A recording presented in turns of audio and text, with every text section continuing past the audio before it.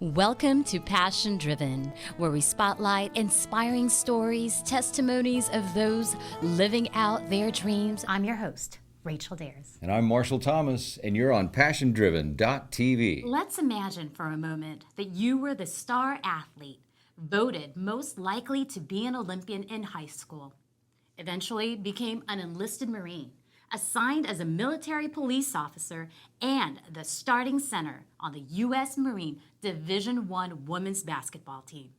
Undoubtedly a very promising future. Anyone would agree. But what if an innocent game of basketball would lead to an accident so debilitating? Joining us today is Ms. Angela Manson. It's been a life of pain and suffering, but I've kind of balanced it out with some amazing adventures. Yeah, it seems like it. Well, we've definitely heard your story. Now I've got 9 Guinness World Records for rowing across oceans, and It's amazing. I'm a 2-time Paralympian. Our guest today had but 2 dreams as a child. The first, to enlist in the military to fight for freedom. The second, to play pro baseball. Those dreams both became a reality, but the path it took is one that is so compelling. Hi, joining us today is Doc Jacobs. Welcome, Doc. Well, thank you. Thank you for having me. He played for 10 years on 4 different teams, Yep. including the Brewers and ultimately the Angels, for Yeah. those out there. The He one-handed was pitcher. That's one of the right. only one-handed pitchers Yeah. in the league. So it's definitely doable. I want to say my biggest battle was actually sitting down and writing the book.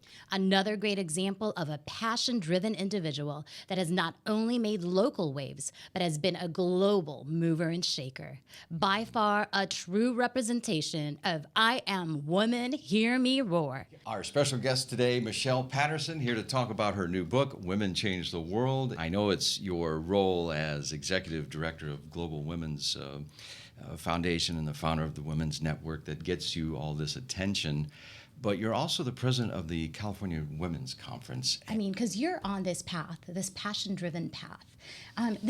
Was that what stemmed your in making waves and making this, paving the way for women? Well, I thought, how ironic. Here, 27 years later, the same governor that started the conference was one that inspired me. Right. And we did. We ran into some major challenges, the first year. And there was many times I wanted to quit, but quitting wasn't an option. I've got some phenomenal models in my life, but that's why I've been able to do the things I've been able to do, is because I seek out those role models and I ask for the help. That's the key piece of advice. Right. That I would give your listeners. Just a little boy, he was abandoned by his father. Raised by a single mom in one of the most dangerous, gang-infested, and poorest cities in Los Angeles. We are here with actor, comedian, and artist, my very good friend, Mr. Walter Reyes. Woo-hoo, give it up. Hola, everybody. What can you tell our viewers? Acknowledge your flaws. The sooner you look in the mirror and realize what's wrong with you, if you're not happy with it, you're not going to fix it until you acknowledge it. And I'm speaking from experience. I didn't like who I was becoming. I was a good guy, and for some reason something happened. I was just changing, and I was becoming someone that I wasn't looking for. I just didn't like what I was seeing in the mirror. And I just stopped. And I removed myself, and I took some time to just, I wrote down my flaws, and God, when you write something down, it's worse than a mirror. Because I could look in the mirror and talk, and then I walk away, and it's gone. It's gone. The mirror's not there no more.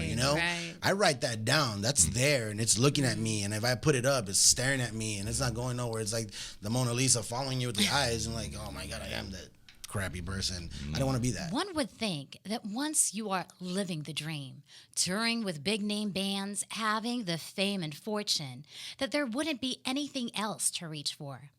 But as amazing as that lifestyle may seem, it's crazy how a near brush with death placed our guest today to pursue a much greater purpose. We have a very special guest with us, musician, singer, songwriter, businessman, entrepreneur, and bon vivant, Larry Hatcher. The name of the song was Mockingbird.